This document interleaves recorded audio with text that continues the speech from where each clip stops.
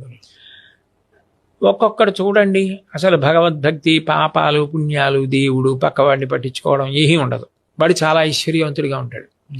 ఒక్కొక్కడు చాలా పవిత్రమైన జీవనంతో ఉండి దరిద్రుడిగా ఉంటాడు. అప్పుడు సాధారణంగా ఏమంటారంటే, ఏమండి భగవంతుడు అన్నవాడు ఉంటే ఈయన ఇలా ఉండడం ఏంటి, ఆయన అలా ఉండడం ఏంటి? కరెక్ట్ గురుగారు. దీనికి జవాబు ఒక్కటే. సనాతన ధర్మంలో ప్రాణప్రదమైన సిద్ధాంతం ఏమిటంటే కర్మ సిద్ధాంతం.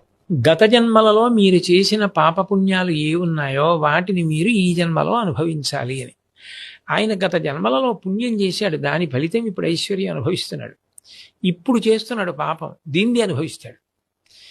ఆయన గత జన్మలో పాపం ఇప్పుడు పూర్తి చేసేసుకుంటున్నాడు, అయినా ఇప్పుడు పవిత్ర జీవనం పొందున్నాడు. అందుకని దీని ఫలితం ఉత్తర జన్మల్లో పొందుతాడు.